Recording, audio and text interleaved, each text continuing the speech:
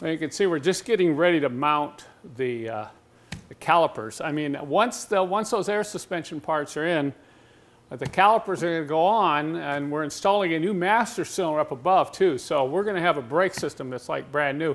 And something happened that I should share with you, because you might find it kind of interesting. You know, when I pulled the calipers off a few weeks ago, I could tell that these brake hoses were brand new, and you could tell from the plating and the writing on them. They obviously were put on the car 20 years ago. Okay, they were brand new 20 years ago, and you know, I was a little suspicious, but I wasn't particularly in a hurry to replace them. So we got ready to bleed the master cylinder and just flush the lines. And I tell you, we could not blow compressed air from the lines up at the master cylinder. There was nothing going to the lines. So we pull these off, and I want to show you why you should always replace these flexible brake lines on any car that's over about 15 to 18 years old. If you have no history, just replace them. And I'm going to show you why. Particularly these, because these, even though they were brand new when the car was parked almost 20 years ago, I want to show you what happens to them inside. One of the best ways to test the internal condition of these flexible brake hoses is to just get a real stiff wire. This is about 18 gauge here.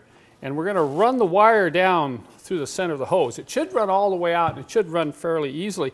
But you're not only looking for restriction, you're going to be looking for what is actually inside the hose. So you're going to be surprised. I'm going to drive this wire down here a ways. Okay, there, now it's stuck. I can't, now I go a little bit more, but it's just really binding up. So I'm down in this area. Now watch this when I pull it out. Look at that. Look at all the rust that's inside the hose.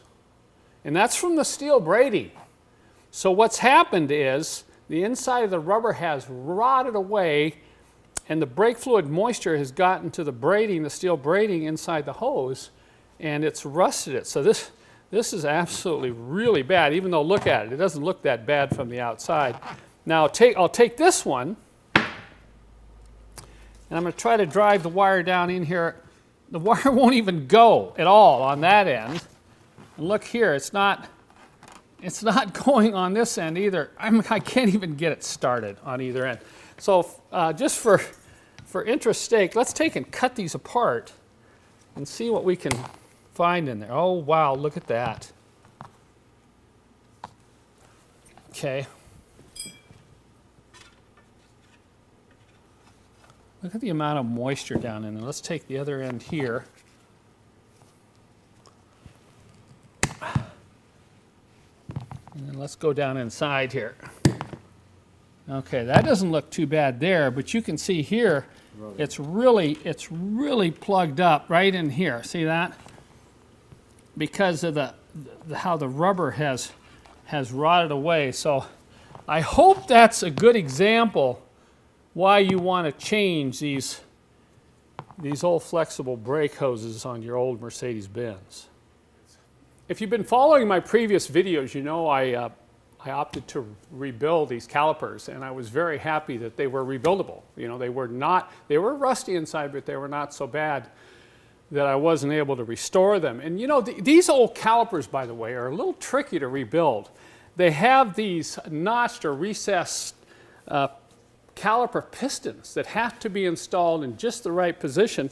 There's also a knockback device in the rear calipers on these old ones that you have to deal with. So they're a little bit more complicated to overhaul than, let's say, a set of calipers off a W123 diesel. So we did go through a video shoot on how to restore these, how to take them apart, clean them, and all the nuances of putting them back together. And I also came up with a little kit of tools that you find very helpful when you reinstall all the new seals back in these calipers. And I also have information on how to deal with that recessed piston. So If you're interested at all in wanting to learn more about rebuilding your own brake calipers, be sure and follow the links. I'll put the links below in the show more below the description of this video, and it'll take you right to my website, and you can learn more about both the kits and the video manuals that we offer.